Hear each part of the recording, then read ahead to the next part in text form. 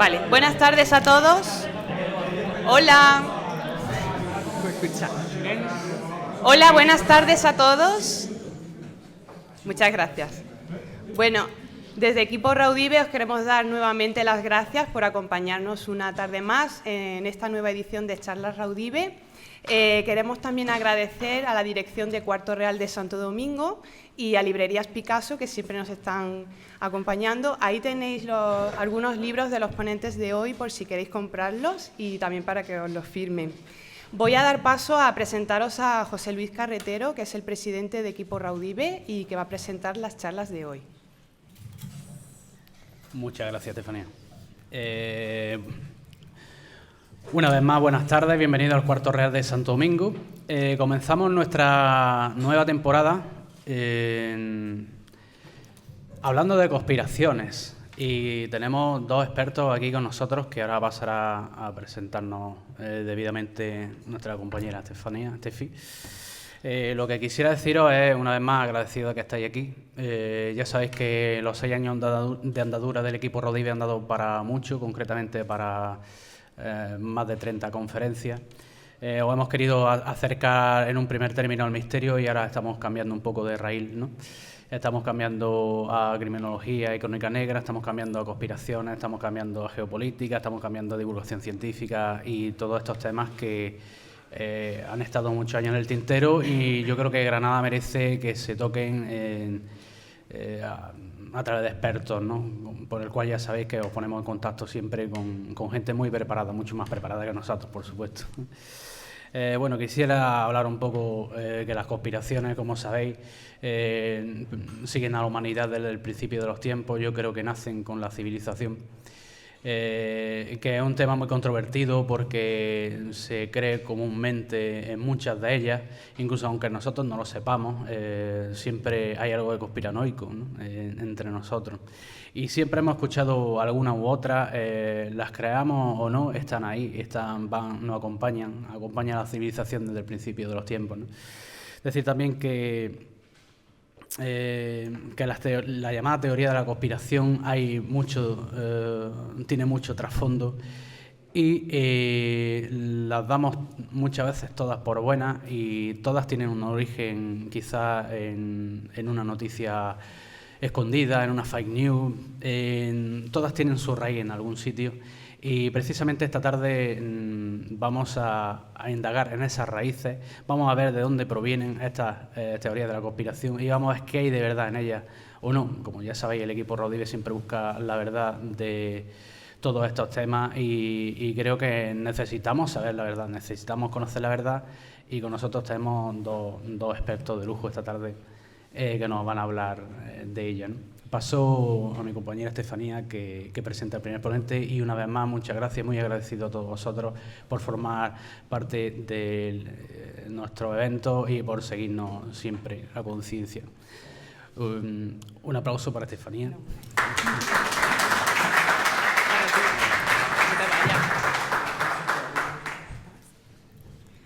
Bueno, agradeceros a Juanjo y a Miguel Ángel que estéis hoy aquí con nosotros.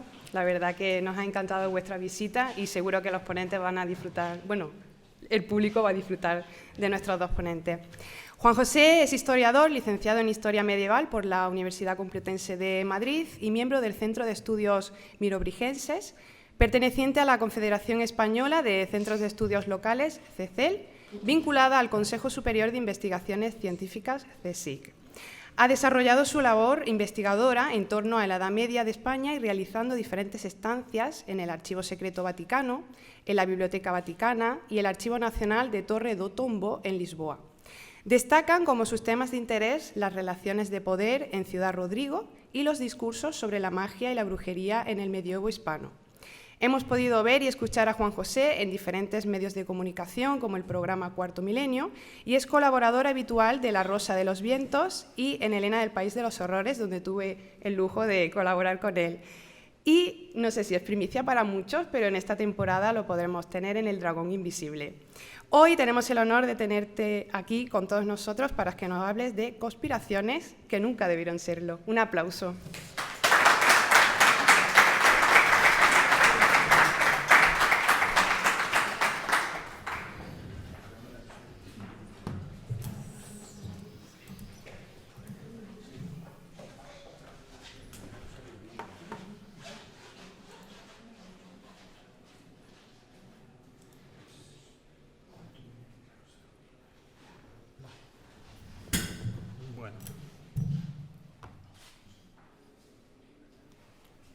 Bueno, pues muchísimas gracias a todos los presentes, muchísimas gracias a la Asociación Raudive por convocar este evento y, sobre todo, mi especial agradecimiento por ese afán que tienen de ir hasta la verdad de las cosas, aunque a veces encontrarse con la verdad es bastante doloroso.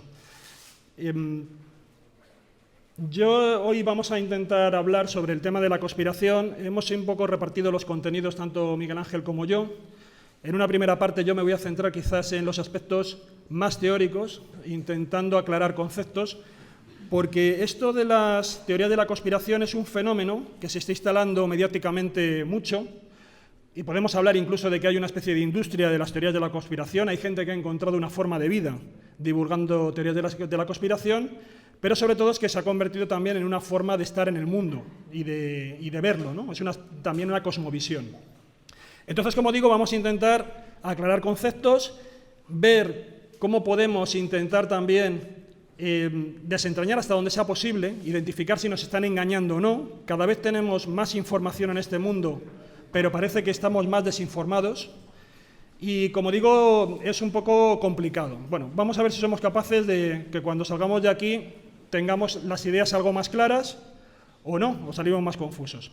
En un primer momento quería aclarar una serie de conceptos y tratar de ver las diferencias que hay entre ellos. Como hemos estado escuchando en la presentación, hablaríamos en principio de conspiración, que no es exactamente lo mismo que teoría de la conspiración. Conspiraciones, como se ha dicho aquí, hay desde que el mundo es mundo. Basta recordar el asesinato de Julio César para saber que ya ahí había una conspiración. Las conspiraciones realmente son motores de la historia. Eso es indudable. Ha habido una serie de personas que trabajan en secreto y que en un momento dado quieren mover determinadas palancas de la historia para realizar algún tipo de cambio. Entonces ahí estaríamos hablando efectivamente de conspiración, ¿no? Es un poco la definición que tengo ahí, de que esto es una definición que se maneja dentro de lo que es sociología. Ahora mismo dentro del mundo de la sociología, de la antropología, incluso de los investigadores de las religiones, se ha puesto bastante de moda el análisis de las teorías de la conspiración. Hay incluso grupos de trabajo académico que consideran que las teorías de la conspiración son un tipo de creencia religiosa, son un tipo de religión. Eso también lo comentaremos un poco al final.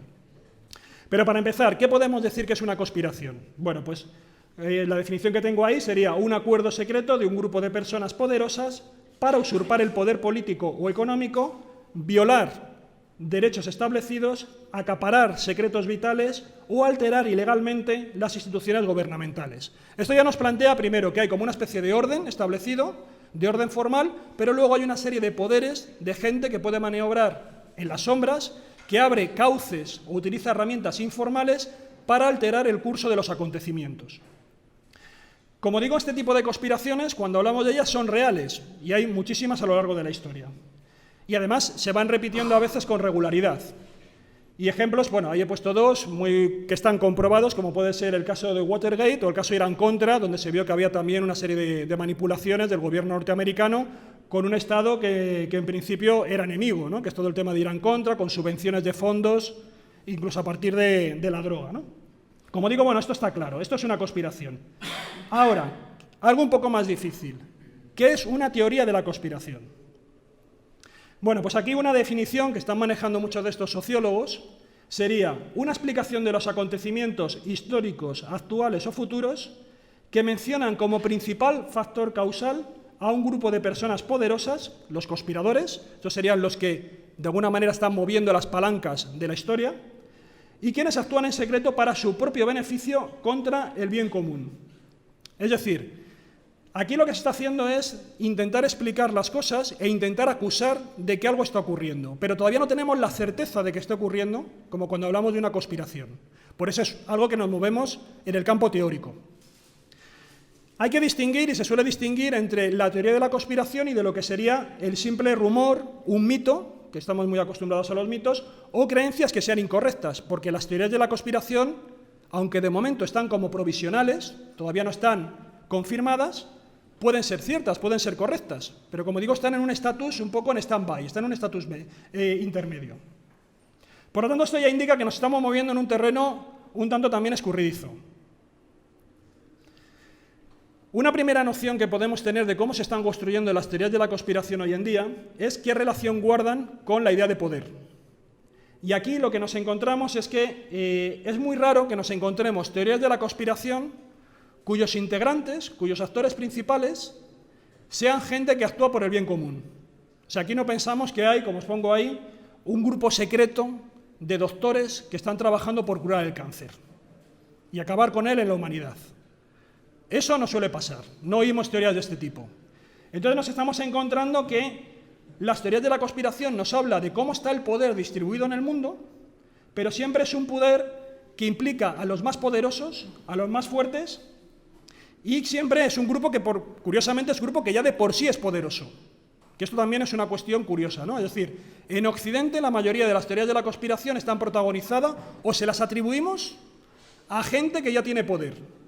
Que si los Rothschild, que si las farmacéuticas, que si las corporaciones, que si Rockefeller, que si los Illuminati, gente que ya maneja pasta, que maneja puestos y cargos políticos en determinados sitios, y aún así tienen que conspirar cuando ya tienen poder. Entonces, no nos vamos a encontrar con grupos desvalidos, como sí que hubo otra época en la que se hablaba de conspiraciones, de grupos que podríamos decir que eran el lumpen de la sociedad. Por ejemplo, en el tiempo de los Estados Unidos y el esclavismo, corrían rumores de que los negros que estaban trabajando en los campos de algodón tenían organizaciones secretas para de alguna manera revertir el orden. En otros momentos se hablaba de los proletarios que estaban en época industrial también tratando de coordinarse para torcer la voluntad de los poderosos. Hoy en día la mayoría de las teorías de la conspiración, como digo, suelen implicar a gente que ya es poderosa y que suelen ser más o menos identificada con esto que os he comentado, ¿no? Grandes financieros, millonarios, luego ya hablaremos de los extraterrestres que también están por ahí, ya llegarán.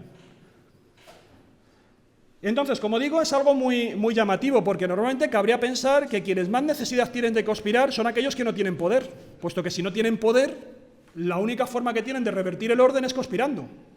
Pero los que tienen poder pueden tocar esas teclas para poder conseguir que se cumplan sus deseos, ¿no? Entonces ya digo que esto es un poco algo llamativo. Pero es una característica de las teorías de la conspiración hoy en día en Occidente. Y vamos a otra cuestión. ¿Qué es un teórico de la conspiración? Y de estos, bueno, si seguís un poco el tema, pues ahora abundan mucho por YouTube, sobre todo, ¿no? Es un poco uno de los canales en las redes sociales en los cuales más se están prodigando este tipo de teóricos. Y aquí habría que decir que los sociólogos distinguen dos perfiles de teórico de la conspiración. Teórico de la conspiración podemos ser cualquiera, aquí lo habéis escuchado también en la introducción. Todos tenemos un poco de conspiranoicos. Todos a veces dudamos de que realmente sean las cosas como nos las cuentan. Entre otras cosas porque también estamos bastante resabiados. Nosotros confiamos en un gobierno y de pronto luego nos enteramos que el gobierno ha actuado de una manera que no correspondía. Y luego, como digo, entonces cualquiera puede ser teórico de la conspiración.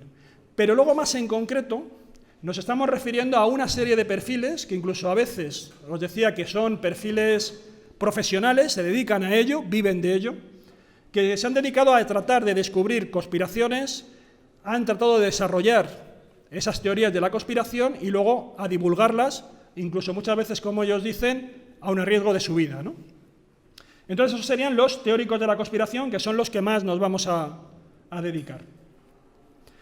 Por lo tanto tenemos la teoría de la conspiración, la relación que tiene hoy en día con el poder, es uno de los rasgos distintivos de cómo son las teorías de la conspiración hoy en día, pero claro, la conspiración, ¿qué relación guarda con la verdad de las cosas? Porque, como digo, está en un estatus anterior.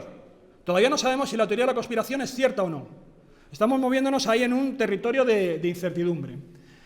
Entonces, esa es una distinción clara. La conspiración, en principio, desde el punto de vista sociológico, ya se ha confirmado que existe y que es verdadera y que es auténtica. La teoría de la conspiración, de momento, es una percepción de las cosas acusatoria. Nosotros acusamos a alguien de que está detrás de hacer algo. Pero es una acusación. Esto lo llevamos a un juicio y todavía no se ha dictado sentencia. Entonces, la cuestión es, aquí nos metemos con un territorio muy resbaladizo, ¿no? Porque no tiene nada que ver con una certeza. Estamos, como digo, en un estatus un poco anterior. Por lo tanto, cuando nosotros analizamos por qué la gente cree en teorías de la conspiración, no tenemos un patrón fijo. Cada uno se monta un poco la justificación de por qué creen esa teoría de la conspiración a partir de sus propios argumentos. Y no tiene muchas veces nada que ver con la evidencia. Una cosa, por ejemplo, que se nota mucho en las encuestas sociológicas es que cuando nosotros se maneja mucho lo que se denominan sesgos cognitivos, ¿no? Es decir, la gente tiende a creer en las teorías de la conspiración del partido político al que no vota y en cambio no cree en las teorías de la conspiración de su propio partido político. O si las hay, las justifica y en cambio es mucho más generoso en pensar que los otros son corruptos, por ejemplo, pero no los suyos. Eso ocurre, ¿no?, dentro de este proceso que digo de la gestación de las teorías de la conspiración y su relación con la verdad. Pero si vamos a un nivel más profundo, ¿cómo podemos determinar si una teoría de la conspiración es verdad o es mentira? Porque claro, ahí estamos indefensos, ¿no? ¿Hasta qué punto podemos creernos que el 11S fue un autoatentado? ¿Hasta qué punto podemos creernos que el 23F estaba detrás el rey o no estaba el rey detrás? Que a Kennedy lo mató una conspiración interna de los cubanos, la mafia, un ala radical de la industria armamentística. Ahí tenemos 1000 posibilidades. La única certeza es que Kennedy murió, pero lo que hay detrás no lo sabemos. ¿Cómo podemos intentar indagar en esta cuestión? Y aquí tenemos dos posibilidades. Cuando nosotros tratamos de establecer la verdad de una cosa, habitualmente existen un par de procedimientos. Uno es, acudimos a una autoridad que nos diga si una cosa es verdad o no. Si yo quiero saber algún aspecto, por ejemplo, de la ciencia, voy a acudir a científicos expertos que tengan estudios y voy a intentar acatar su dictamen. Pero otra opción que tengo es tratar de demostrar si una teoría es falsa o no. Es lo que se denomina es la falsación de una teoría. Pero aquí, cuando hablamos de las teorías de la conspiración, como os he dicho, nos movemos en un territorio muy resbaladizo. No son tan fáciles las cosas como cuando yo quiero demostrar si existe la gravedad o no. Cuando hablamos de las autoridades epistemológicas, lo que decimos es que hay una serie de personas a las que nosotros les atribuimos, dentro de la sociedad, un conocimiento superior al nuestro. Y suelen ser ¿el qué? Pues, por ejemplo, los tribunales de justicia o las entidades científicas, principalmente. También a veces determinados gobiernos que elaboran informes asesorados por expertos y los hacen públicos. Todo esto es una manera de que cuando tenemos una teoría de la conspiración, alguien emite un juicio sobre esa teoría de la conspiración y a partir de ahí podemos decir, vale, ¿esto es auténtico o es falso? Pero claro, esto que en principio sería muy fácil, decir, bueno, pues acudimos a los que saben y que nos digan si esto es verdadero o es falso, nos encontramos que en el caso de las teorías de la conspiración, estas propias entidades que son capaces de decir la verdad de las cosas pueden formar parte de la conspiración. También es un conocimiento, como os he dicho, de la élite. Está asociado a lo que entendemos como el poder. Y también tenemos, habitualmente, ninguna de estas instituciones está libre de sospecha. Si repasamos el currículum de las universidades, de los centros de investigación, de los tribunales de justicia, siempre vamos a encontrar sucesos en el pasado que demuestren que hicieron las cosas mal, que se equivocaron, que hubo manipulaciones, que hubo corrupción, que hubo intereses, y por lo tanto esos dictámenes ya no son tan limpios. Por lo tanto, ¿por qué nos vamos a fiar de ellos cuando hay una teoría de la conspiración? Si sabemos que en el pasado han fallado. A lo mejor ese dictamen está al servicio de los propios conspiradores. Entonces, como digo, esto es algo bastante complicado. Pero por otro lado, esto es uno de los principales argumentos que utilizan los teóricos de la conspiración para defenderse de aquellos que les dicen que están equivocados. Decir, bueno, la NASA nos engaña. Si ha habido ocasiones que nos ha engañado, ¿por qué ahora diga que la Tierra no es plana? A lo mejor es que son ellos los primeros que están ahí para crear realmente toda esta manipulación. Pero aquí se da una ambivalencia muy curiosa. Los principales teóricos de la conspiración te dicen que hay que desconfiar de los informes, por ejemplo, de los científicos, de los gobiernos o de los tribunales de justicia o de las agencias policiales, secretas, etc. Pero cuando esas mismas instituciones, científicos, gobiernos, jueces o agencias de inteligencia o de información lanzan un informe que apoya de alguna manera algún aspecto de su teoría de la conspiración, entonces lo aceptan. Por lo tanto, hacen una selección interesada. Y eso lo vais a ver, si seguís a determinados youtubers y teóricos de la conspiración, lo vais a ver frecuentemente, que por un lado están reclamando que la ciencia se ponga de su parte, pero al mismo tiempo están continuamente condenando, por ejemplo, a la ciencia o a las autoridades de cualquier tipo. Esto también es un rasgo muy habitual de lo que son hoy en día las teorías de la conspiración. Y luego tenemos entonces la otra opción. Si no podemos fiarnos de las autoridades competentes, porque a veces están justo detrás, ¿no?, entre las bambalinas de las teorías de la conspiración, ¿cómo nosotros podemos falsear, comprobar que una teoría de la conspiración es falsa? Y aquí tenemos un problema gordísimo. Y es que las teorías de la conspiración juegan en un territorio totalmente distinto que el resto de las teorías o de los conocimientos que habitualmente conocemos. Las teorías de la conspiración no se pueden falsear, no son falsables. No podemos tratar de demostrar fácilmente que una teoría es falsa. Es muy complicado. Por una sencilla razón, porque los propios conspiradores pueden estar lanzando pistas falsas para engañar y que no se descubra la conspiración. Esto no es como cuando tú estás analizando partículas subatómicas, ¿no? Creo que lo tengo por ahí. Cuando tú estás analizando partículas subatómicas, que saben que las partículas subatómicas en el laboratorio no te van a engañar, no pueden faltar a la verdad. Pero cuando tú estás analizando teorías de la conspiración, estás analizando corporaciones, estás analizando millonarios, políticos, grupos, sociedades secretas, sabes que ellos no tienen ningún escrúpulo. Por lo tanto, pueden jugar al despiste y darte pruebas falsas para que tú te equivoques. Entonces, como digo, esto hace que, de alguna manera, las teorías de la conspiración suelen ser como patitos de goma, insumergibles. Tú, por más que los intentas meter bajo el agua, siempre sale a flote. Y hoy en día, además, tenemos una serie de teorías de la conspiración que se están extendiendo, que es a mí lo que me gusta llamar son ideas zombie, porque parecía que estaban muertas, pero vuelven a la vida, como por ejemplo la de la Tierra plana, que pensábamos que ya estaba enterrada, pero no. De nuevo vuelve otra vez y tiene un determinado número de seguidores. Se conjuga mucho con la teoría de la Tierra hueca y al final nos sale el buñuelo, ¿no?, un poco de a ver cómo hacemos la forma del planeta. Entonces, como digo, tenemos una serie de problemas de cómo poder evaluar si nos están engañando o no por todo esto que os estoy comentando. Y una opción sería que, también, dentro de la falsabilidad, es que no podemos demostrar que algo no ocurre. Es muy difícil demostrar que algo no ocurre, porque siempre en última instancia puede estar ocurriendo. Así que, por eso que os estaba comentando, porque realmente los que están detrás no tienen ningún escrúpulo. Así que estamos bastante desasistidos a la hora de poder evaluar si nos están engañando o no. Con todo, hay algunas estrategias que nos permiten, si no decir si algo es mentira o es verdad, por lo menos decir si es plausible o no, o es más o menos sospechoso. Nos tenemos que acercar un poco por aproximación, porque como digo también, aquí todo es muy provisional, no hemos cerrado ninguna de las posibilidades.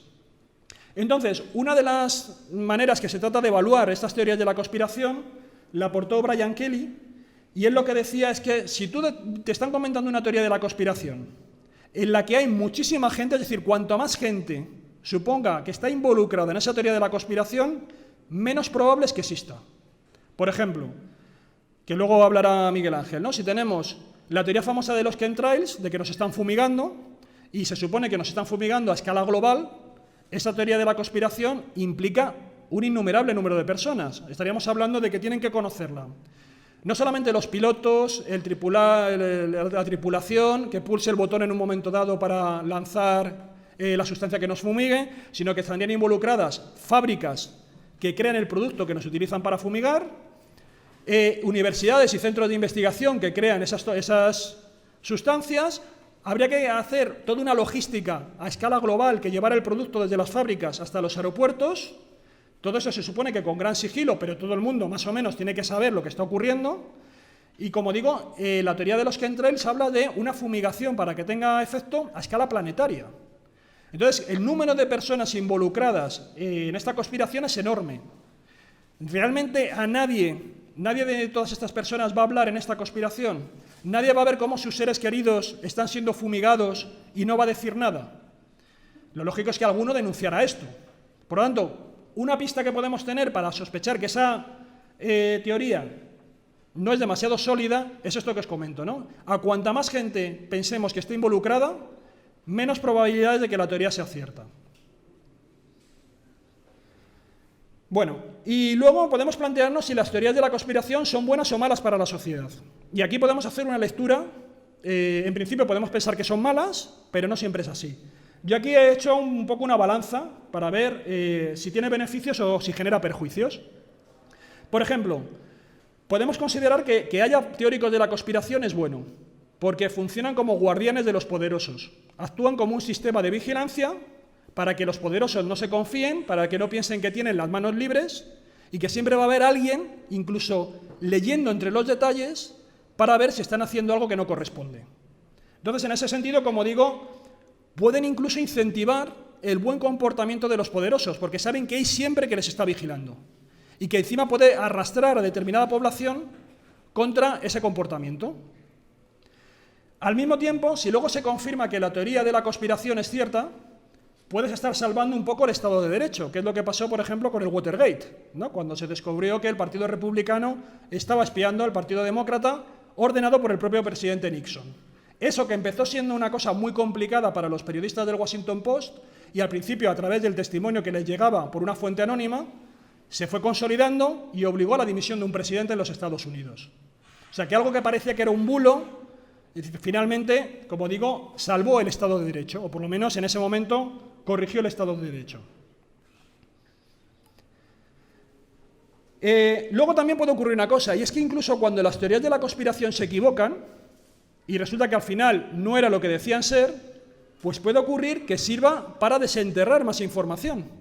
Porque en la medida que tú estás generando que la gente hable del tema, puedes estar obligando a las instituciones a que se defiendan contra esas acusaciones. Acordad que hemos dicho que una teoría de la conspiración fundamentalmente es acusatoria. Está señalando con el dedo que algo está ocurriendo. Y habitualmente señala a poderosos que actúan de manera ilegal. Por lo tanto, ejerces una presión para que esos señalados tengan que defenderse y mostrar más información de la que a priori a lo mejor ellos querían haber mostrado. Eso ha ocurrido en muchas ocasiones, por ejemplo, con el caso Kennedy, que ha obligado a que tengan que desclasificarse documentación que en principio las instituciones a lo mejor no tenían pensado desclasificar. Por lo tanto, al final gana la ciudadanía porque también se gana en transparencia. Y por otro lado también es muy interesante desde un punto de vista sociológico, porque si hay una parte de la sociedad que se siente alarmada y siente que realmente la están engañando, sería bueno también que los poderosos tomaran nota, porque eso nos está dando señales de alarma de que hay personas, ciudadanos, fuera del poder, que no se sienten bien representados. Y los poderosos deberían tomar nota de esas denuncias, porque como digo, al fin y al cabo es una especie de denuncia, y de que tienen que hacer las cosas de otra manera para ganarse de nuevo la lealtad de los ciudadanos. Por lo tanto, estos serían un poco, como digo, beneficios. Pero también tiene otro lado, y son los perjuicios. ¿Qué problemas han detectado los sociólogos de la proliferación de teorías de la conspiración? Bueno, una cosa que está bastante comprobada es que muchas teorías de la conspiración, sobre todo si son muy radicales, lo que hacen es que desmovilizan a la sociedad. Si tú piensas que el presidente del gobierno realmente es un títere, que detrás del presidente del gobierno, incluso de los partidos políticos, hay otra serie de sociedades secretas, Illuminati, corporaciones, intereses, ¿para qué vas a votar? Si realmente los que tú estás votando no mandan, mandan los que están detrás. ¿Para qué te vas a afiliar a un partido político? Si al final sabes que no va a ser lo que tú quieras ser, sino que van a ser lo que esos poderes ocultos decidan por ti. ¿Para qué te vas a afiliar a un sindicato?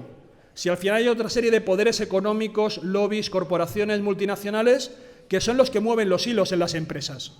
Entonces, esto, como digo, al final lo que hace es que provoca cierta resignación, provoca pasividad social, y esto ya digo que está bastante comprobado. Es curioso, porque si una teoría de la conspiración lo que pretende es despertar conciencias, denunciar, el efecto es justo el contrario, desmovilizas y al final ganan los poderosos, que lo que más les interesa es mantener el rebaño vivo. O sea que hay que tener mucho cuidado con esto de que la teoría de la conspiración siempre lo que hace es que a la gente la moviliza y al final es mucho mejor porque vamos todos a una y conseguimos el triunfo de la verdad y acabar con aquellos que están tratando de implantar la mentira. No siempre ocurre así, y ya digo que esto está bastante comprobado, y seguro que si conocéis gente que cree en las teorías de la conspiración, os van a decir que ellos ni votan, ni creen, si al final están gobernando los reptilianos, ¿para qué voy a votar, ¿no? Cuando salga el Partido Verde Reptiliano, pues votaré. Entonces, luego hay una segunda cara. Tenemos eso, hemos estado hablando hasta cierto punto y dando un poco por supuesto que hay teóricos de la conspiración honestos. Gente que realmente está convencida, incluso a riesgo de su reputación, de que hay algo detrás sospechoso en un aspecto de la sociedad y que hay que denunciarlo. Y van a muerte con ello. Y de eso tenemos muchísimos casos.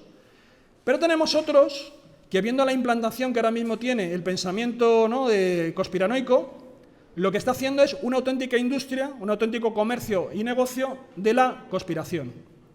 Y están haciendo ya seriales de teorías de la conspiración en YouTube todas las semanas. Además, siempre lo suelen hacer a plazo fijo, que tiene mucha suerte, porque siempre todos los jueves tienes una conspiración. Y dices, joder, oye, qué ritmo, ¿no? Más genial.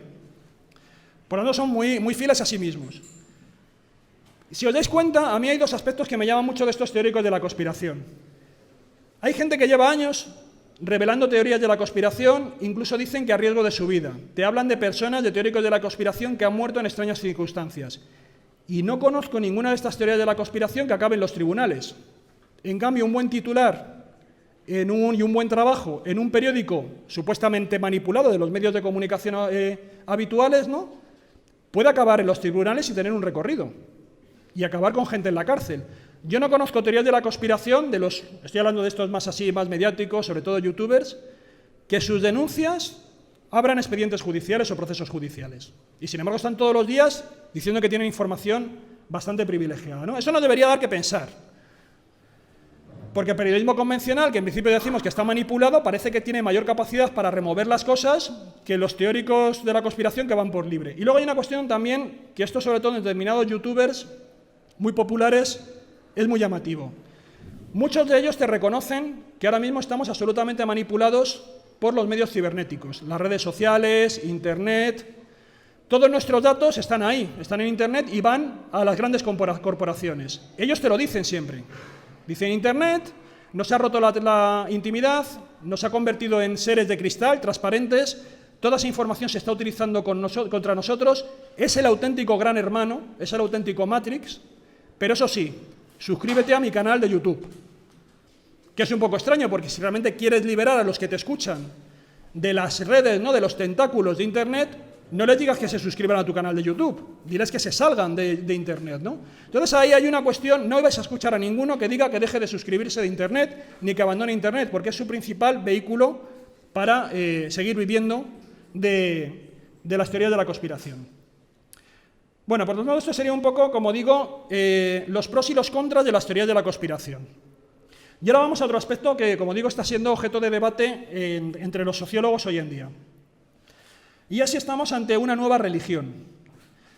Aquí habrá que tener cuidado y, bueno, aquí hago como dos advertencias metodológicas. Es muy habitual decir, cuando hablamos de cualquier fenómeno social, que estamos ante algo que es una religión y pensamos que con eso ya lo hemos explicado. Decimos que la gente que, por ejemplo, está afiliada o que sigue un determinado partido político es como un credo religioso para ella, porque va a los mítines, sigue al líder, escucha las charlas, hace proselitismo, o sea, una serie de cosas que nos recuerdan muchísimo a aquellos que forman parte de una religión.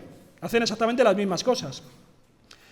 La gente que va al fútbol y está metido en una peña de fútbol, también va los domingos, es el ritual, la ceremonia, el cántico, la forma de distribuir información, la forma de creer ciegamente y de tener fe ciegamente en su equipo de fútbol, también parece como que es un comportamiento religioso.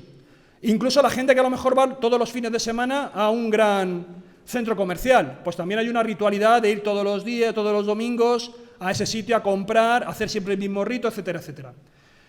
Bueno, hay que tener mucho cuidado cuando tratamos de aplicar la etiqueta de religioso a un fenómeno social, porque si la aplicamos a muchos, al final no significa nada, o sea, no estamos explicando nada. Y luego también tenemos religiones de todos los tipos. Religión tanto es el cristianismo y, por ejemplo, la versión que quizás más aquí en España conocemos, el catolicismo, pero también suele ser el taoísmo, que no tiene nada que ver, es casi una filosofía y se duda que sea una religión. Entonces tenemos religiones de muchos tipos y no porque le pongamos a algo, esto es una religión, ya nos quedamos conformes. Y luego por un segundo planteamiento, que digamos que algo es una religión no significa que ya esté explicado, porque las religiones son objeto de estudio. Entonces, decimos que algo es religioso, pero ahora nos toca explicar esa religión. O sea, que no hemos terminado todavía de desentrañar qué es lo que hay detrás de ese fenómeno. Entonces, como digo, hoy en día se habla de que la teoría de la conspiración puede ser un tipo de religión o de creencia religiosa del siglo XXI, pero solamente en determinados aspectos, solamente si la teoría de la conspiración cumple con determinados requisitos como muy robustos, que suelen ser, por ejemplo, fijaros que, por ejemplo, cuando se habla de teoría de la conspiración, a veces es creer como que hay unos poderes invisibles que están detrás de las cosas y que mueven los acontecimientos de nuestro mundo. ¿Qué diferencia hay entre esto y creer en Dios y la providencia divina? En que hay un ser superior o todopoderoso, o unos ángeles o unos demonios que están detrás de los acontecimientos de la historia y la están variando. Aparentemente es la misma lógica. Por otro lado, también puede ocurrir que a los que creen en las teorías de la conspiración continuamente están tratando de buscar señales en las noticias de esos poderes ocultos que están manipulando las cosas. Y eso es muy parecido a lo que hacen los creyentes religiosos, por ejemplo en el catolicismo, de ver las señales de Dios en la tierra, a través de milagros, de acontecimientos, de que hemos perdido una guerra. ¿Qué significa esto? Cuando Franco, ¿os acordáis de las monedas de duro, de las pesetas? Franco era caudillo por la gracia de Dios, porque la guerra civil había ganado, se interpretaba como una cruzada, era una señal divina, es decir, él no tenía la legitimidad política del voto, porque había dado un golpe de Estado, pero tenía una legitimidad superior, que era la divina, había ganado una guerra. Si Dios considerara que Franco era el demonio, no le hubiera dejado ganar la guerra civil. Por lo tanto, para los creyentes estaba muy claro, y para el nacionalcatolicismo estaba muy claro que Franco tenía la bendición de Dios, y eso era mucho más que la bendición de las urnas, ¿no? Por lo tanto, eso eran el tipo de señales que un creyente está buscando en la realidad. Los que creen en las teorías de la conspiración están continuamente buscando en las noticias señales de si los Illuminatis, los Rockefeller, lo que sea, están manipulando los acontecimientos. Pero, como digo, estos serían aspectos que podemos encontrar más o menos deslavazados. Pero lo que se centran los sociólogos para decir que realmente estamos ante una especie de creencia religiosa sólida, consistente, es un término que han acuñado que se llama conspiritualidad. Y en este caso sí que creen que podemos abordarlo desde un punto de vista de las ciencias de las religiones. La conspiritualidad es una especie de híbrido filosófico muy interesante, porque lo que hace es conjugar dos cosas. Por un lado, las teorías de la conspiración que están proliferando en nuestra sociedad, y por otro lado, otra cosa que también está muy en boga en el siglo XXI, que es la nueva era, todas las creencias de la nueva era, ¿no? Que es también una amalgama de mil creencias. ¿Qué es lo que aporta la teoría de la conspiración? La teoría de la conspiración nos está diciendo que hay un grupo secreto que está manipulando la realidad, la está tratando de controlar y trata de alterar el orden político y social. Eso es lo que nos dice la teoría de la conspiración, en sus diferentes formas. Luego ya los protagonistas, como digo, varían. Pueden ser judíos, masones, Illuminati, Rockefeller, lo que sea, ¿no? Reptilianos, lo que sea. Y luego lo que te dice la nueva era, ¿qué es? ¿Cómo podemos luchar contra esa conspiración? Cambiando de paradigma en nuestra cosmovisión, haciendo un despertar de nuestra conciencia. Si nosotros cambiamos nuestra conciencia, automáticamente esa conspiración se vendrá abajo. Es un poco el planteamiento. Como digo, se han fusionado estas dos ideas. Entonces, si os dais cuenta, la conspiritualidad es muy interesante porque, por un lado, tenemos la teoría de la conspiración que ha generado un problema. Nos está diciendo, oye, aquí hay una serie de personas, hay una forma de mal, igual que en el catolicismo tenemos el diablo que domina el mundo y continuamente está manipulando y tentando para subvertir el orden social, ¿no? Y condenarnos a todos. Aquí es un poco lo mismo, nos tratan de dominar a través de hilos invisibles, incluso trabajando y alterando nuestras emociones, para convertirnos en un auténtico rebaño. Y por otro lado, ¿cuál es te dan la nueva era? Lo que te aporta es la salvación. Es decir, ¿cómo podemos liberarnos y ser por fin libres y sacudirnos esta esclavitud que tenemos como una espada de Damocles sobre nuestra cabeza? cambiemos de conciencia. Entonces te da esa esperanza soteriológica, ¿no?, de que si nosotros despertamos, si nosotros cambiamos nuestra manera de pensar, entonces pues llegaremos a una Arcadia feliz.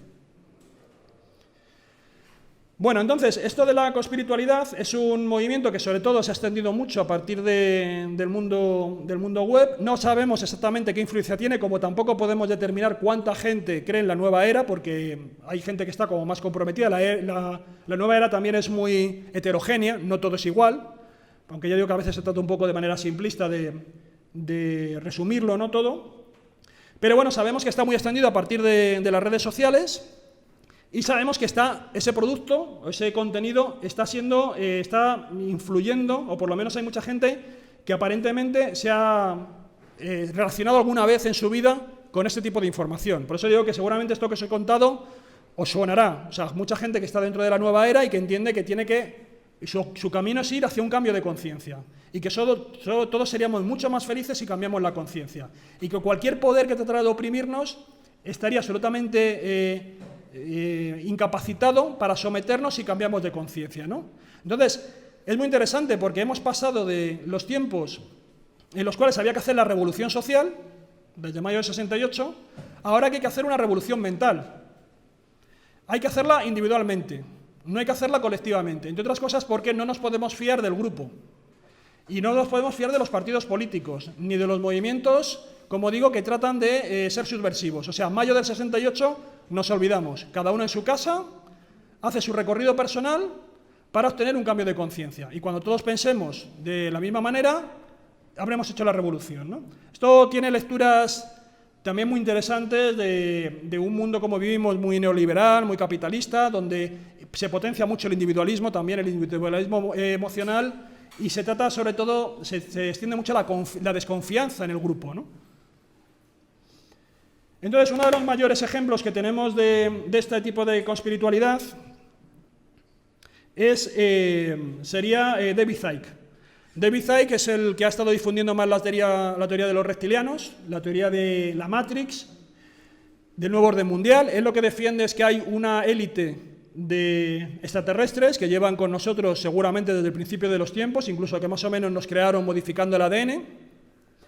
Esos extraterrestres son reptilianos y se alimentan de nuestras emociones. Se alimentan también de ritos de sangre, hacen una serie de ritos, están en confabulación o en alianza con determinadas élites muy poderosas. Suele hablar sobre todo de las familias económicas, de los grandes millonarios, los grandes linajes millonarios del mundo, pero también sobre todo de las grandes monarquías. O sea, el rey Juan Carlos, además de matar elefantes, se come niños, hacen rituales así muy sanguinolentos, ahí en el Palacio de Buckingham.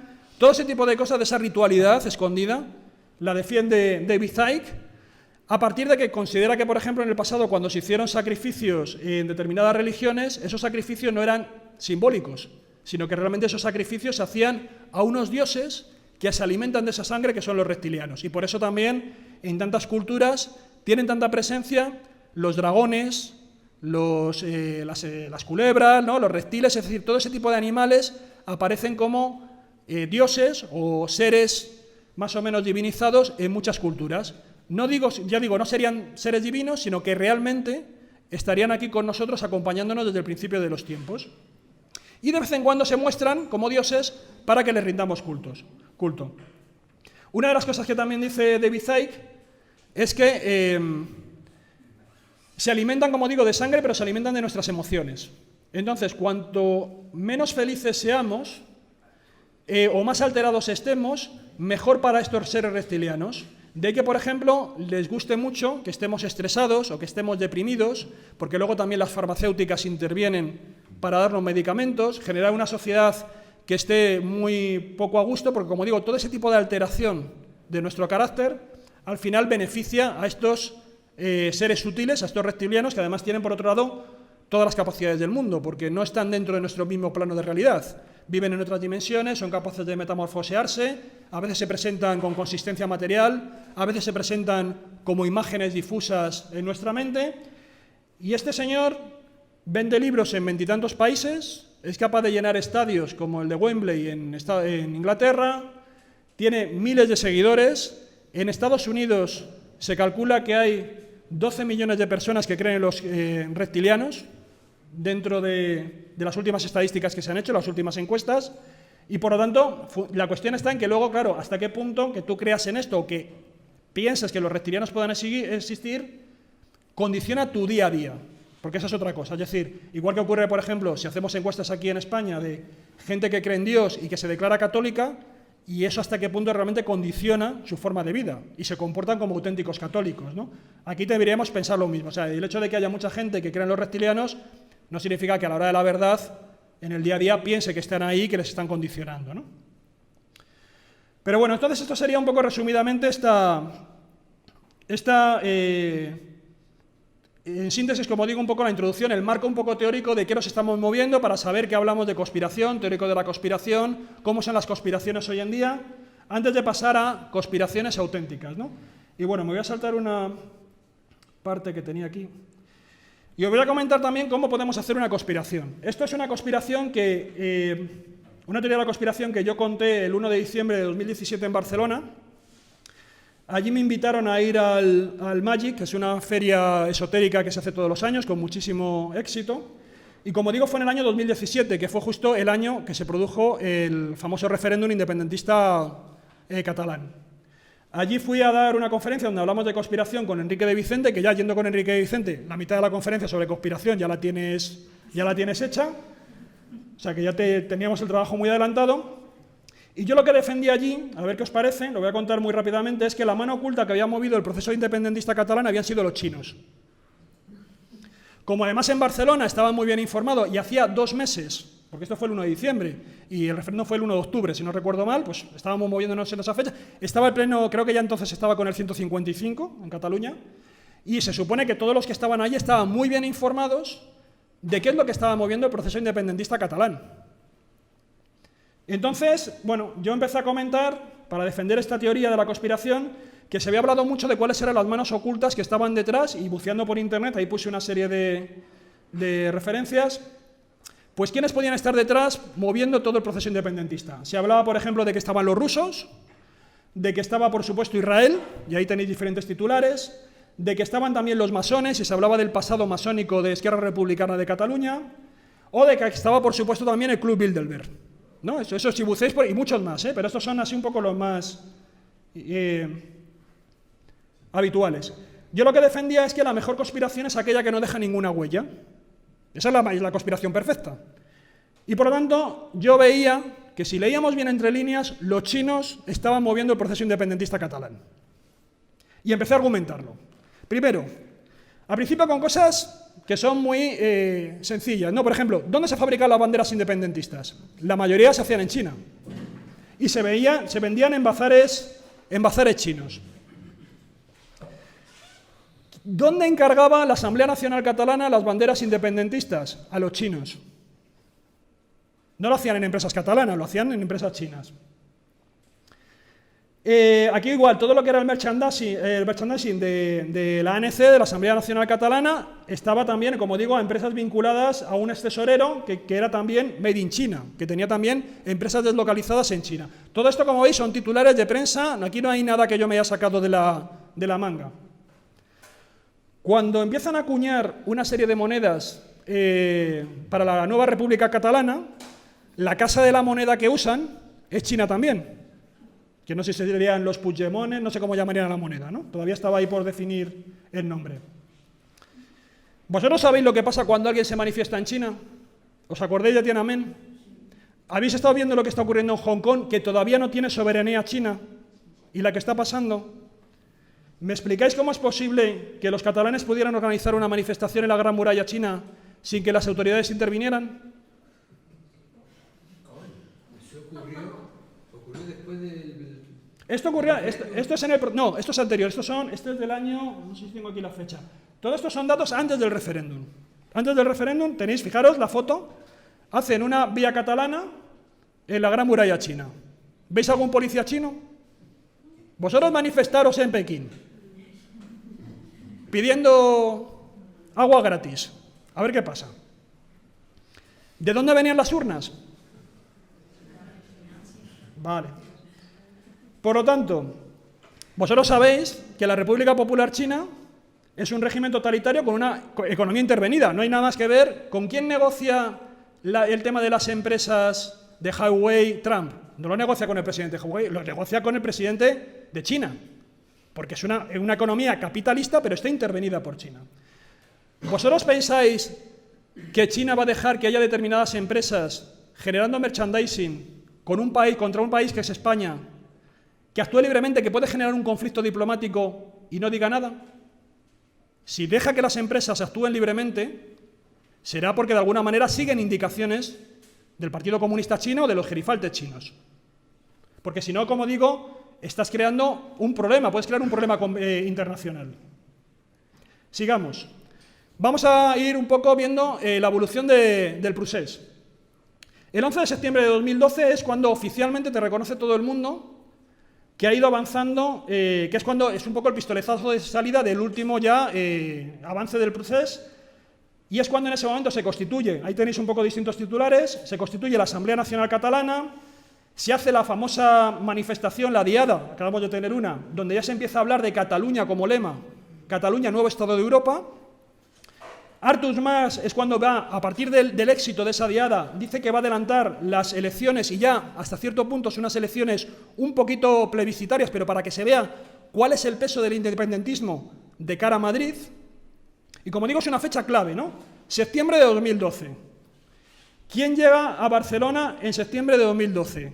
El primer banco chino llega en agosto, me parece que estaba por ahí. Es decir, no miento, en octubre. En octubre desembarca el principal banco chino. Por lo tanto, ya el capital chino aterriza en Cataluña. Pero es más, con él vienen los grandes grupos económicos a Cataluña.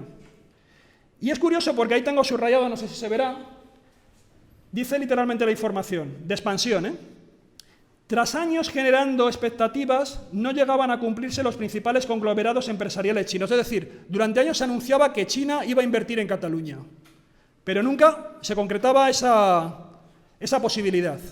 Y justo ahora que tienen un montón de jaleo, te llega el principal banco chino y te empiezan a llegar los principales grupos comerciales. 2012, eso es lo que os hemos estado comentando. Vamos a 2015, segundo peldaño importante en el proceso independentista catalán. Es cuando Mas convoca las elecciones plebiscitarias, donde ya cuando tú votas no estás eligiendo realmente a un candidato, sino lo que tú estás diciendo es si quieres la independencia o no, es lo que le costó además ser procesado a Artur Mas. 2015, ¿qué ocurre en 2015? Justo también en esos meses, otro banco principal de China aterriza en Barcelona. Por lo tanto,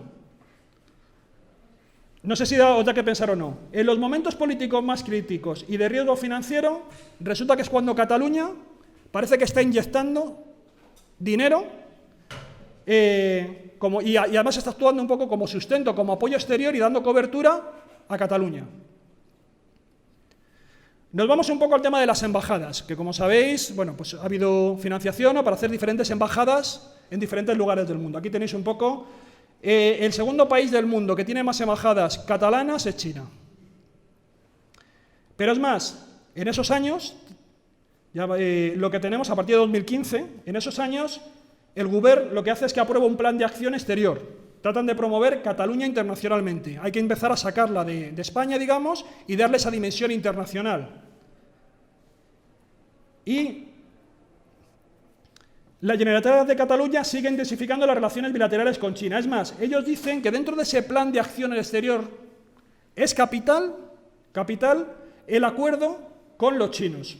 Está dentro de ese plan estratégico que iba desde el año 2015 a 2018. Más cosas. Los chinos, los extranjeros que más vivienda compran en Barcelona, empiezan a acaparar un negocio que está en crisis, el negocio inmobiliario. Aquí sufrimos la crisis inmobiliaria y empiezan ellos un poco a servir de colchón comprando todos esos edificios. Más interesante aún, Hutchison, que es uno de los magnates chinos, invertirá 150 millones más en el puerto de Barcelona. China inyecta 80 millones de euros en la sanidad catalana. ¿Qué hacen los chinos pagando la sanidad catalana? La aeronáutica catalana se hace grande de la mano de China. También invierte en el sector aeronáutico. Es decir, por tierra, mar y aire, los chinos están empezando a comprar y sostener la economía en crisis, porque son los años de la crisis, dando oxígeno a Cataluña. Habría aquí que meter más noticias que encontré, por ejemplo, del sector agrícola, que era muy importante, porque si os dais cuenta, una de las cosas que se decía era que si Cataluña salía de la Unión Europea, perdía todos los apoyos de subvención de la agricultura. Entonces ellos también, habría más titulares de cómo ellos estuvieron invirtiendo en sectores agrícolas estratégicos. La inmobiliaria Simao se convierte en patrocinador del Barça. Pero es más, este señor, Janssen, compra el Español. Por lo tanto, hemos pasado de un periodo en el que los chinos no aparecían por ningún lado, acordaos lo que decían de que durante años había grandes expectativas de que los chinos llegaran y tal y cual, a este titular de La Vanguardia. Cataluña se afianza como puerta de entrada de China en Europa. ¿Qué ha pasado aquí? Justo en el momento en el que más no se estaban yendo las empresas españolas de Cataluña, ¿por qué van los chinos? Si la cosa está tan mal. Nos comen los chinos por todos lados, es que son un montón. Fijaros que cuando preguntan que este tipo de inversiones si les preocupa la independencia o no, ellos dicen, no nos preocupa la independencia, nos interesa más los planes geoestratégicos de alcance mundial. Por ejemplo, les preocupaba más el Brexit, a esas alturas, que todavía no sabían ni lo que iba a ocurrir. Pues aquí parece que la independencia, aquí todo el mundo estamos muy nerviosos, llevándonos empresas y las sedes sociales, y los chinos están campantes ahí en Cataluña. Bueno, todo esto, ¿cómo lo explicamos? Porque se supone que tiene que haber, como os digo detrás, una teoría. Tiene que haber algo que una todas estas cuestiones, ¿no? Y que lo enfoque, que lo lleve a un objetivo. Y esto es lo que denominamos la teoría del primo de Zumosol. Y esto, lo que pasa que, bueno, tengo aquí el vídeo, pero bueno, sería... aquí os pongo un poco la cuestión. Esto lo podéis localizar por internet. Hubo un invitado en uno de los programas también de más audiencia de los informativos de la TV3, llevaron a un politólogo que ya empezó a recomendar que si Cataluña se hacía independiente, lo mejor sería que empezara a ceder los puertos, sobre todo de Barcelona y de Tarragona, a los chinos, que ahí es donde encontrarían realmente un apoyo fundamental para salir adelante. Él lo cuenta muy bien, además, bueno, no se ve mucho, pero el vídeo es muy espectacular, lo estuvieron desarrollando y él defendía que la mejor manera de que fuera viable la República Catalana era poniéndose del lado de los chinos, ¿no? Que sirviera un poco como cobertura. Bueno, hasta cierto punto no estaban preparando un poco a la población de esa muleta que iban a prestar los chinos cuando llegara la independencia. Pero, ¿qué plan hay detrás de los chinos? ¿Esto lo hacen los chinos gratuitamente? Los chinos han estado manejando, que además ahora también ha vuelto un poco a la luz, manejan una gran idea que es la nueva ruta de la seda. Ellos quieren hacer una gran vía, una gran arteria comercial, recordando los tiempos medievales, que permita sacar todos los productos desde China hasta Occidente, ¿no? Ellos pretenden meter un gran número de millones y están tratando de hacer conciertos económicos con diferentes países para que transiten todas esas mercancías. Entonces, este gran proyecto de la ruta de la seda, como digo, está pensado hacer inversiones, fijaros, hasta 100.000 millones en inversiones por llevar a cabo esta ruta de la seda. ¿Y cuál para ellos era un punto estratégico vital para introducirse en Europa? Si tú tienes a un Estado que está desvinculado, que ahora mismo está necesitado de apoyo exterior, porque es un Estado nuevo, y encima con alguien que tiene representación en la ONU, que evidentemente es un interlocutor muy poderoso, porque seguramente sea ahora mismo la segunda potencia económica, si no casi la primera del mundo, pues hombre, si tú vas de la mano de este primo de Zumosol, te pueden ir bastante bien las cosas y la República puede ser viable. Entonces, por ejemplo, ya el puerto de Barcelona empezó a estrechar relaciones con China. Y Barcelona dijo que quería aprovechar la nueva ruta de la seda, el puerto de Barcelona en concreto.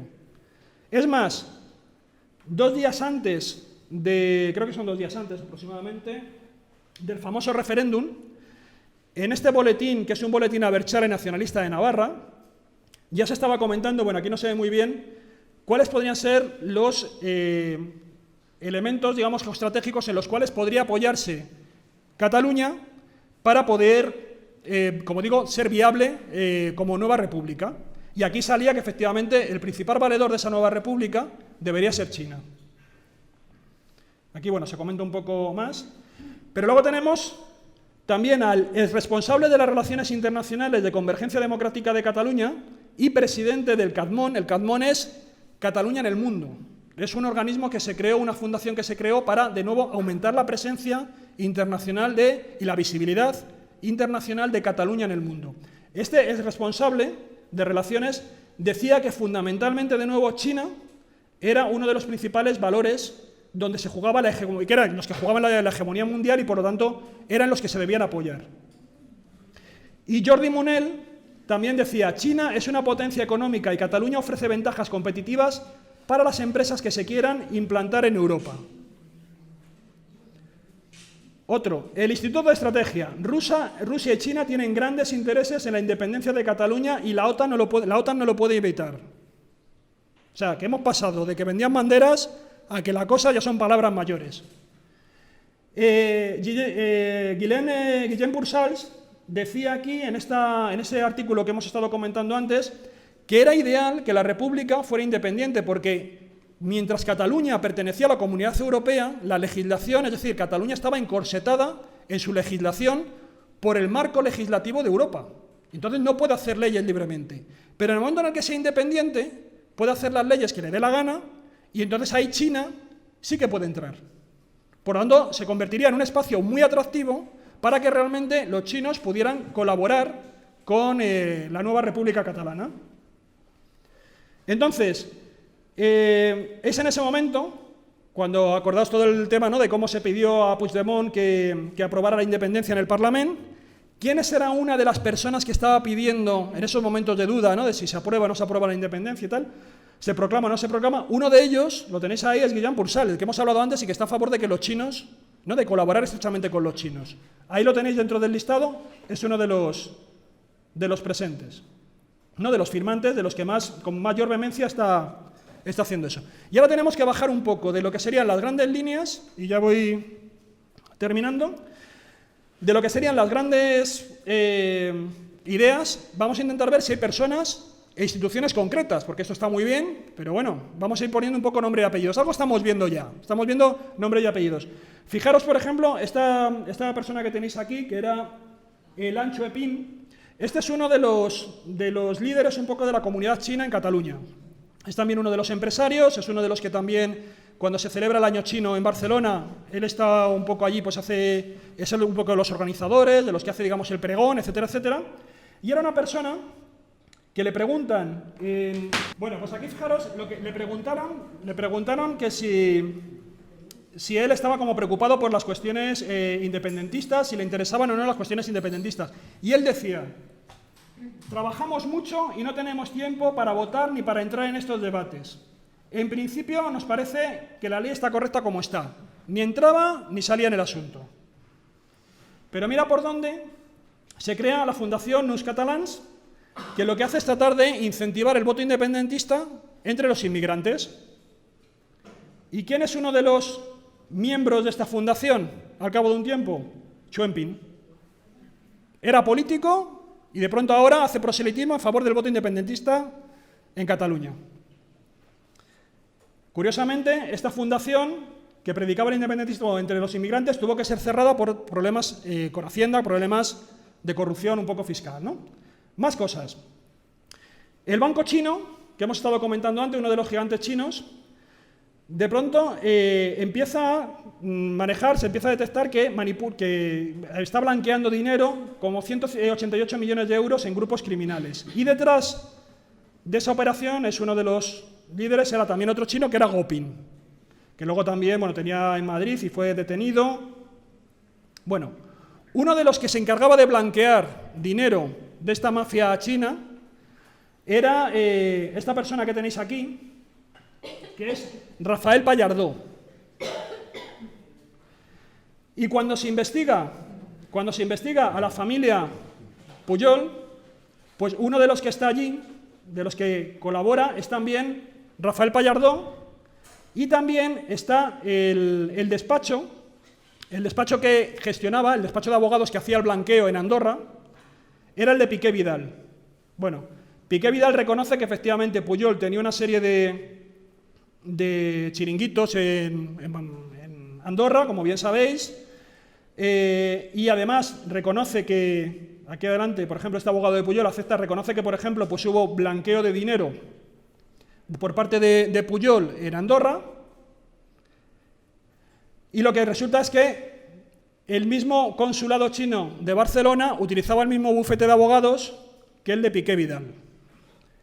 Pero es más, el Banco de Andorra que utilizaba la embajada china y los Pujol era el mismo también. O sea, tenían los mismos abogados, los mismos bancos. Al final se ve que hay una conexión entre el famoso 3%, ¿no? Ese porcentaje que tenían que pagar como una comisión extra en las empresas, tenían que pagarlo para hacer determinadas concesiones públicas, ¿no? Ese famoso, como digo, 3%, el 3%, y resulta que la operación Emperador, la operación de los chinos, se encuentra también, los policías se encuentran unos vínculos entre las dos cosas. Hay un flujo de dinero entre capital chino, negociantes chinos, y ese 3%. Y uno de los alcaldes que estaba dentro de lo que es la Asociación de Municipios por la Independencia, que es Daniel Massagué, también va a ser uno de los detenidos y también está vinculado dentro de la operación esta que os comentamos del Emperador, ¿no? Bueno, entonces, como digo, tenemos un poco todo esto. Voy a pasarme alguno, así. Bueno, esto también es... ¿Todos estos editoriales que está poniendo se sabe después del 1 de octubre? No, esto es anterior, todo esto es anterior. Todo esto es anterior. De hecho, yo he cogido un poco la cronología y todo esto es anterior. A mí no me acaba de cuadrar que los chinos, la empresa china, inviertan dinero en la sanidad pública catalana y el gobierno español, a través del Ministerio de Asuntos Exteriores o la de la Hacienda Pública, no haga nada. Ahora una cosa tratamos de explicarlo. Lo publica un periódico y otra cosa es que sea verdad. Claro, por supuesto. Ahora le damos un giro. Bueno, dentro de las... Bueno, esto es también una cuestión de las... Pero bueno, resumiendo, ¿vale? ¿Cómo es esta trama? Lo que podemos ver, como decimos, es una trama que en principio no deja huellas, ¿no? Todo esto, ya digo, yo lo conté allí en Barcelona, gente que está muy bien informada, gente independentista, muy comprometida con el movimiento, gente que no, ya de todo. Entonces, lo que nos encontramos es, resumiendo, tenemos una fontanería financiera que parece que hay un flujo de capitales entre China y Cataluña. ¿Cómo se materializa ese flujo de capitales? Por un lado, hemos visto magnates chinos importantes, hemos visto también destacados miembros de partidos y plataformas independentistas, yo aquí he mencionado Convergencia Democrática Cataluña, la Fundación Nuts Catalans, la AMI, tenemos un bufete de abogados catalanista, tenemos bancos internacionales y bancos andorranos que trabajan también en estrecha colaboración, bancos chinos, y tenemos el consulado de China en Barcelona, que hemos visto que también está un poco dentro de este tinglado. Esto, como digo, es la trama visible. Por tanto, lo que os comentaba antes, por tierra, por mar y por aire, la presencia de China en estos años tan conflictivos, donde parece que incluso las empresas se iban, ellos están llegando allí, ¿no? Y sosteniendo la economía, incluso inyectando, ¿no? Capital. Pero vamos ya a un giro final. Dos guiños finales. Una de las cosas que se dijo, no sé si recordaréis, que era fundamental y que ocurre siempre. Tú quieres formar un Estado y para que tu Estado realmente sea fructífero, salga adelante, te tienen que reconocer internacionalmente. Si no te reconocen internacionalmente, pues ocurre como estas plataformas petrolíferas que hay ahí en el Canal de la Mancha, que se han declarado Estado, pero como no lo reconoce nadie, allí siguen, ¿no? Y tienen incluso una monarquía y reparten títulos universitarios y tal y cual. Necesitas el apoyo internacional. Entonces, ¿qué es lo que ocurrió? Los partidos comunistas de China y de Cuba estuvieron a favor de un referéndum vinculante.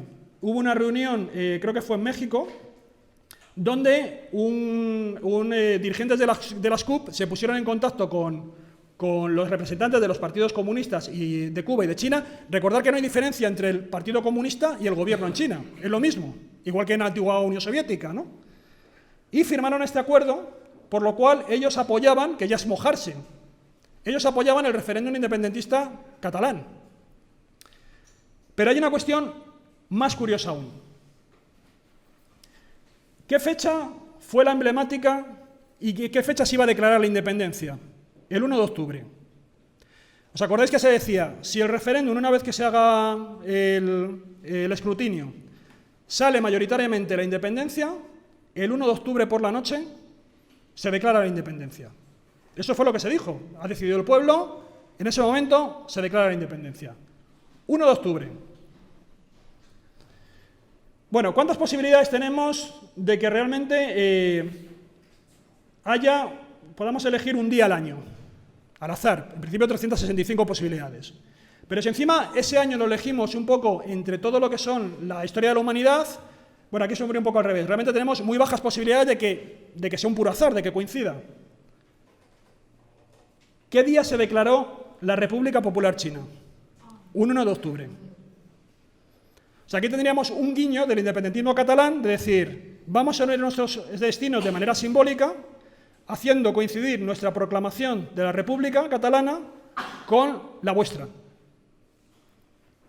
Y esto es real, ya es casualidad, ¿no? Que el mismo día de estas dos potencias que se están dando la mano. Por lo tanto, esto es un poco lo que ocurrió, y ahora sabemos lo que pasó. Lo que tenemos es que, finalmente, al final la cosa no salió adelante. China no apoyó la independencia. ¿Por qué? Bueno, aquí podemos hacer una lectura, y es que China al final no quiso y lo que utilizó fue a Cataluña como ejemplo para acabar con los independentistas de Taiwán. Es decir, en Taiwán hay un problema porque Taiwán es también un medio estado independiente, aunque China intenta tutelarlo, y en Taiwán hay un gran movimiento independentista. Entonces lo que quiso fue, en el cuerpo de los ciudadanos catalanes, escarmentar a los independentistas taiwaneses, llevarlos hasta el extremo y luego dejarlos tirados. Como diciendo, ¿veis lo que le pasa a Cataluña? Esto es lo que os ocurrirá a vosotros. Al mismo tiempo, China reforzaba lazos con el gobierno español, porque quedaba genial. Había estresado a Cataluña y, sin embargo, luego lo había dejado allí, tirado, era perfecto. Incluso se podría pensar, si no estaba en aquel momento, digamos, en Moncloa y los chinos diciendo, no, vosotros apoyad, vamos a llevar hasta el precipicio y luego ya hace paso adelante que los chinos nos vamos a recoger. Por eso digo, ¿lo sabía el gobierno español? Bueno, en aquel momento, Villarejo, que todavía no era conocido, estaba detrás también del tema de la operación Emperador, con todo el tema chino. Se encontraron allí una serie de relaciones. Por lo tanto, eso explicaría por qué el Estado, como tú señalabas, no quiso intervenir aunque China inyectara dinero. Vale, hasta aquí la teoría de la conspiración. ¿Vale? Más o menos documentada, tenemos todo lo que os he contado. Poderes secretos, maniobras, hay que leer los detalles, sincronicidades extrañísimas, como esto del 1 de octubre. Más o menos entra del guión de la teoría de la conspiración. Todo con titulares de prensa. Yo no estoy aquí contando que me ha dicho fulanito en una reunión secreta, en una cena, escuchado, no. Con lo que se llama normalmente fuentes abiertas. Incluso muchas de diarios independentistas. Y todo esto que os he contado es un cuento chino. Entonces, es un cuento chino fabricado con titulares de prensa auténticos. Entonces, esto es un problema que ahora mismo tenemos que suena a lo demás.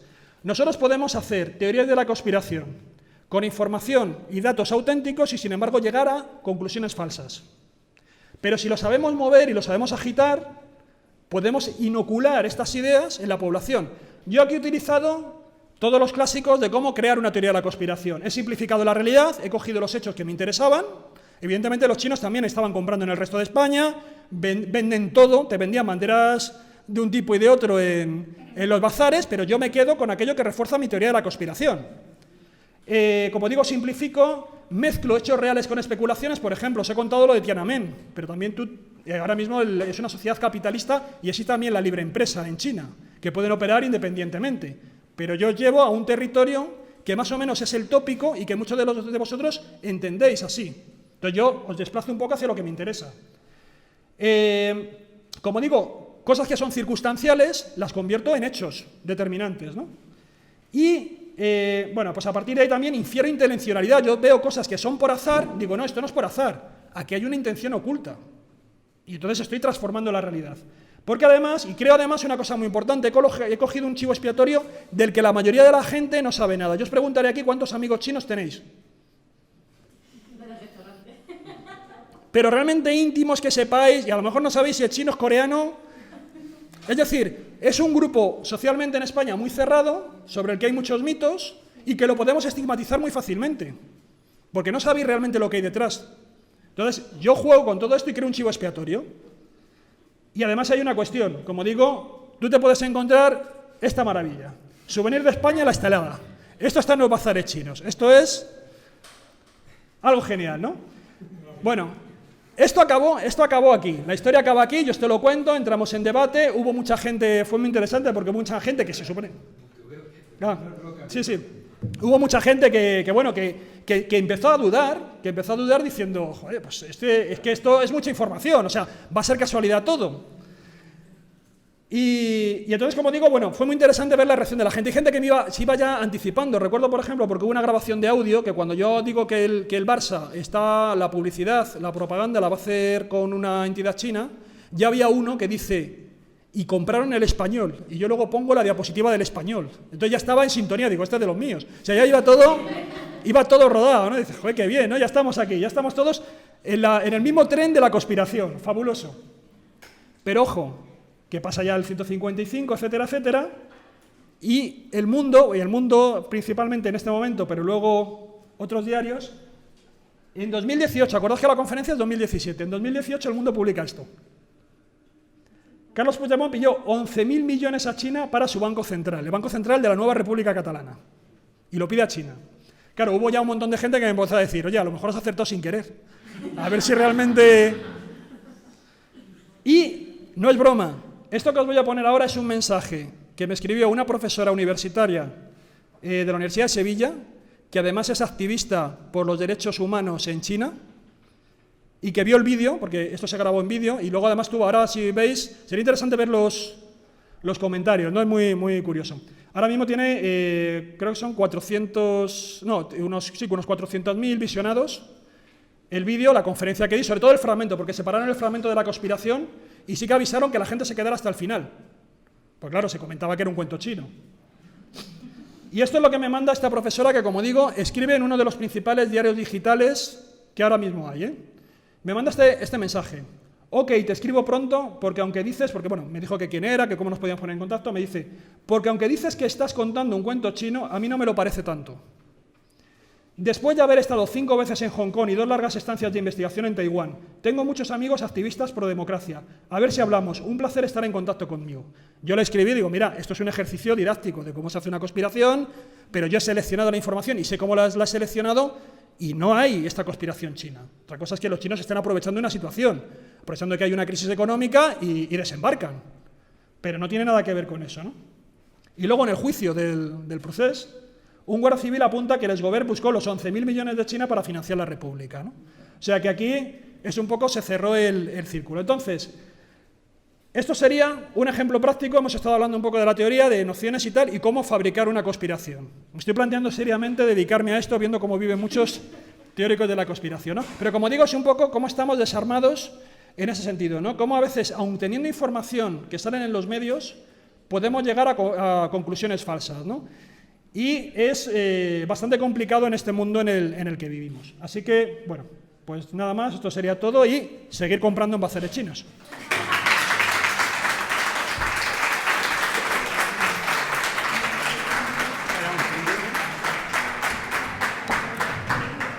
¿Te hace una pregunta ¿Qué? de lo que has dicho al principio?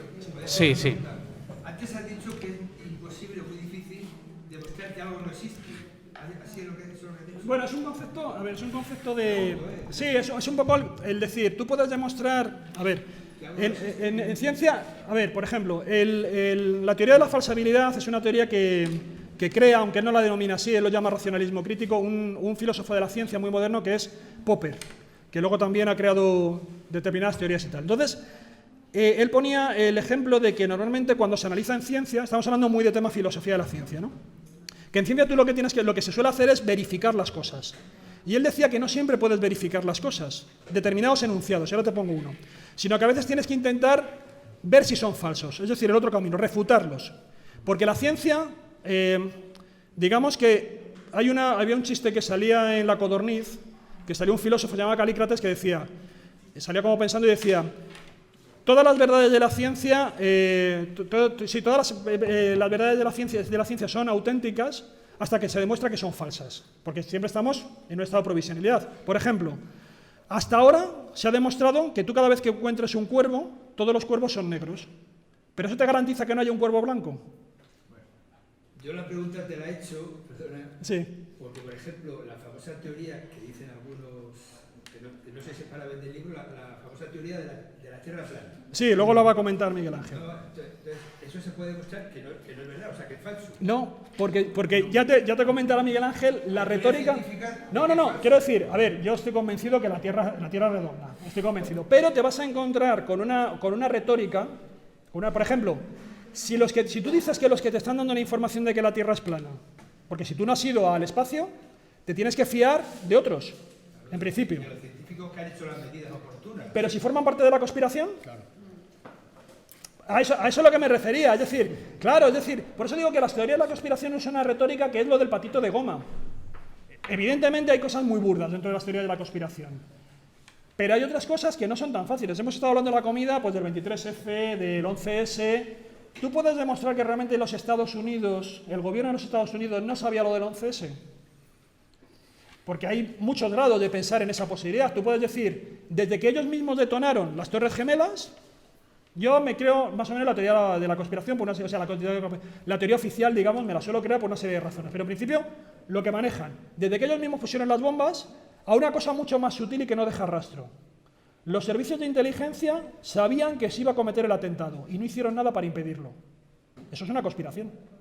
Pero eso hay que demostrarlo, que lo sabían los servicios de inteligencia. Claro, pero tú demuestras que no lo sabían. Se han destruido toda la documentación y todo el rastro. Demuestra que no lo sabían. Tú no has cambiado los hechos para nada, solamente has dejado que se produzcan.